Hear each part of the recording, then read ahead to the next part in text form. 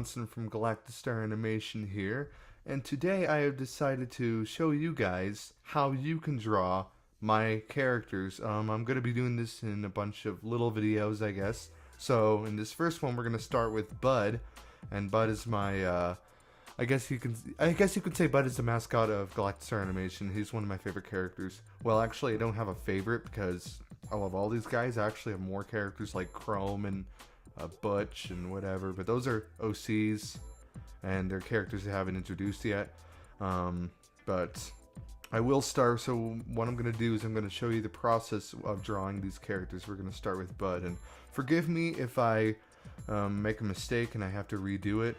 But I'm just going to be doing my best here, and I'm going to show you guys how you can draw your own version of these characters, or hey, even draw your own characters. That will be even cooler. So to start off with drawing Bud, you're going to want to start with drawing his body, and his body is kind of his head, otherwise, you know, like those characters like Mike Wazowski and all that stuff. So that's how you start. Then you go ahead and draw your lines. These lines are very helpful when you're putting your eyes or the mouth, I guess you can say. It shows dimension in your character and will really pop out the character that you draw. So after we draw that, we're going to go ahead and draw these little circles. These circles will actually show the definition of his arms. These circles basically show the markings of the legs, because he doesn't have a torso, so you have to make sure you get that right. Like when you draw the circles, don't have them get in the way so much. I mean, these circles, all they really do is show where your legs are going to start off with. I mean, if you just draw a line there, then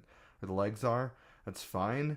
It's just it might lose a little bit of dimension with your character. I don't know. He's starting to look like an animatronic right now because of the fact that he has those bolts and the hinges and stuff. It's like making your own action figure, more or less, you can say. Sorry about that. But I guess you can say it like that. So I have these little, and putting the joints there and these little arms, so he's not really, it kind of is showing some form here, but what you want to do is create a skeleton for your character. I mean, this is my character, this is Bud, but if you want to have, you have your own character that you want to make. So anyways, I have this model, I guess you can say, of Bud here, and it doesn't really look like Bud yet, because now, we're gonna go ahead and zoom in and draw the details of this character.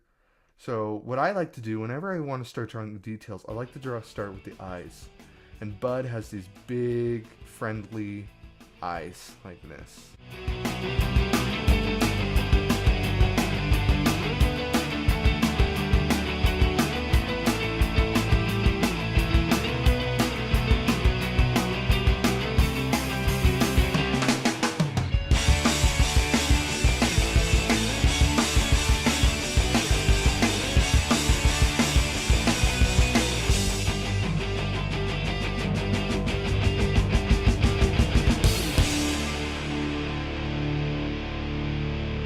Yep, it's starting to look really good.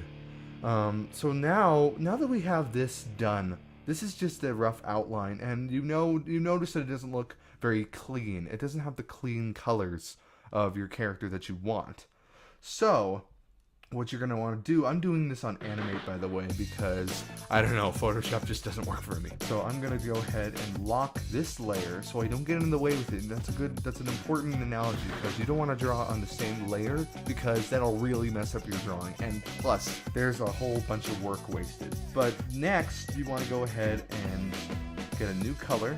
Maybe what you want to do is make a lighter color for this so it doesn't really get in the way. So now he's got a very light, dim color there. I know there's probably another way to change the opacity and stuff, but that's what I do. So then we're going to go ahead and draw the refined line work. So I'm going to use a black, and I'm going to set the stroke to 0.10. That is the stroke I use, and plus that's the lowest stroke that Animate uses. So now we're just going to go ahead and start carefully tracing over our rough drawing. Now this is I believe this is a process which the old animators have done, and it is called cell work, except the cell process takes a lot longer than this. This is much easier because of today's time. But back then, what they had to do was they had to get the drawings of the animators, the guys who actually drew the drawings and made the animations, and draw over them on this clear piece of paper. I don't remember what it was called, but it was this clear piece of paper.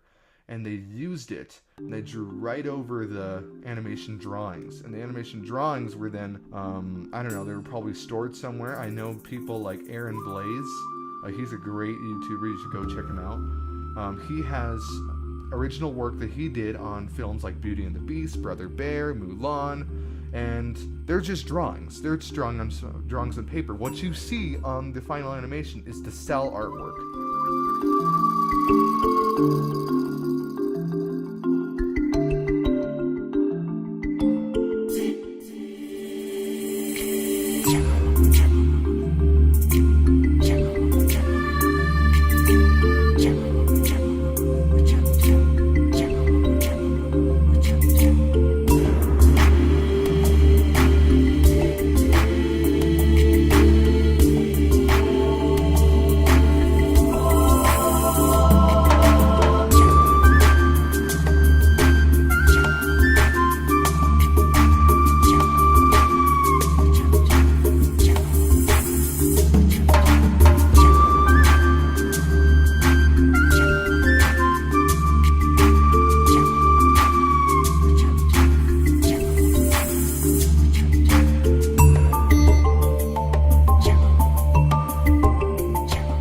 Now it's time to color and shade the guy. But how are we going to do that? Well, what I do, I like to actually plan out the colors. Alright, I have colors planned for these characters, but I have to just open up my drive real quick, my thumbnail, or flash drive, that's what you call it. So there's a previous drawing I did of Buddy, and the colors are already there. So I'm going to go ahead and use the Eyedropper Tool. And the Eyedropper Tool is really nice because you can actually take the colors that you have here and go ahead and paste them here. It's like copying and pasting with colors though. So now it's really nice that I have the colors planned out like that. So that it's working out really nicely. So now I can go ahead and draw the rest. So I have the microphone here. You can see how bad the hands are here. They're probably even worse here. So I can go ahead and color them in the microphone. Color in the proportions that I put in with the microphone. This is also a different version of that microphone. So I'm gonna have to brainstorm real quick. Dang, I should have planned this out. But you get the point here. So you use the Eyedropper Tool. Once the Eyedropper Tool is completely used properly, you get all the colors that you need. If they do not fill in, for example, like that, you notice that I try to fill this in. Oh, wait a minute. Well, in most case scenarios, there will be a part of your drawing. Let's say I just cut out a sliver here, and I'm like, oh frick, I can't draw it. And you don't even know where it is. Well, obviously you can see it right there, but if you're unsure where the heck what to do, this is a technique I learned from Jazza. You take red lines, these are actually lines we'll be using for shading, and you go ahead and mark out any areas that if they don't fill in, then that's probably the area that won't fill in. And in this case, it's the hat, it's that sliver right there. So we can go ahead and close that gap and remove that. And to get rid of those yellow lines, or those lines, just scribble all over it, double click, and delete. And that is what we're going to be doing when shading our character. But I will, real quick, I'm just going to go ahead and get in the final colors, like the eyes, and the mouth. But if you're drawing Bud on paper, then you're pretty much done, unless you want to shade him. And a really great technique I have learned when shading on paper is, everybody knows this technique. It's when you take your thumb and smear against the ink and kind of creates a shadow kind of. And that's how I've done it in the past. Alright, so then we're gonna go ahead and, alright, so we can start eyedropping colors here now. But then there's something in the eyes that I just don't like. Besides the fact that this line is still there. We don't need that line anyways. I mean, you could keep it there if you want, but I like to get rid of it because I like to put highlights in my eyes. And how you do these, if you're using Animate CC or similar software, I recommend you take your circle tool, you fill it in with white, make it to no fill, and then you go ahead and put in the eyes, or hold shift and you'll get the color, you'll get the eye highlights. You can use one highlight or you can use several. You can make one that's smaller on there, I guess. There. Wait. Oh, no. Okay, you get my point here. So you can put highlights in your eyes and will really, I guess you can say it'll really advance or enhance the way your character looks. And in this case, Bud looks pretty good here. And you may need to mess around with some things. What's great about having vector, if you're using Flash or Animate CC and this is a vector file, it will be easy to manipulate and move around because of the fact that you can move vector art around, and the vector art will always stay inconsistent. It will not pixelate because of the fact that it uses mathematical terms instead of whatever those other terms for Photoshop is. Maybe I will do a Photoshop tutorial in the future, but now it's time for highlights.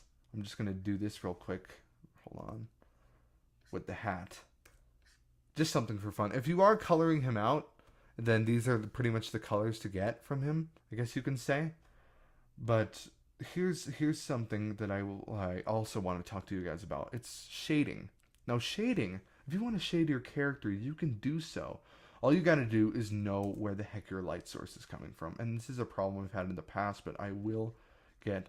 So let's say the light source is coming from here, and let's say put that in the back here. I'm really bad at lighting effects nowadays, but I will get better at it. I just need some more time. I think it's just better to do one line because we're gonna be deleting these. But you do want to still put outlines on there showing that it still has depth. Okay, so then you go ahead and you pretty much mark your lines wherever they need to go.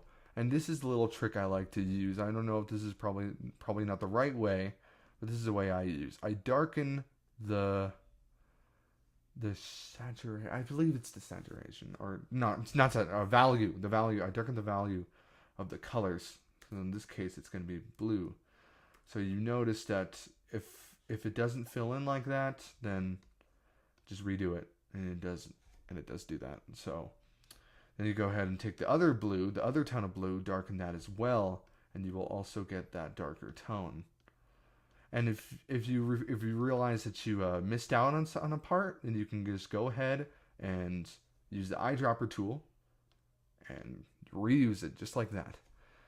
And on colors that you're not familiar with, if you're drawing this character with your own colors, I recommend, if you are drawing your own characters, not him. If you're drawing your own OC, I recommend you mark out your colors, which is something I haven't really done lately. But oh, and look at this! I forgot his eyebrows, so we can just dab them on real quick. So just like that. So now that we have the shading done, just like we did in the past part of this video, we can just go ahead and scribble all over this. And we can go ahead and fill it in, or delete it. Double click on the red. Oh my gosh. Hold on a sec. This is gonna get feisty. There we go. And there is Buddy. I'm gonna go ahead and write his name there. So that is how you draw Buddy from Galactistar Animation. And if you want more tutorials, then please subscribe to our channel, or sorry, it's my channel. You can go ahead and use this tutorial. If you ever want to draw Bud, now you know the basics of how I draw him, and you can draw your own too. And plus, I have actually created a game off of Bud. You can build your own version of Bud. It's on my DeviantArt channel called Bronson 365. There is a link from my YouTube channel if you want to go there and play the game. I also have another game called Fred's Moon Journey, and Fred the Llama, this is the guy we're going to be doing next time. On our next video, he will be Fred the Llama, and Fred is I guess he's more of the more known character. But anyways, Thank you guys so much for watching. I hope you enjoyed this tutorial. This is one of the first of many tutorials to come. So, thank you guys so much, and Merry Christmas to you guys.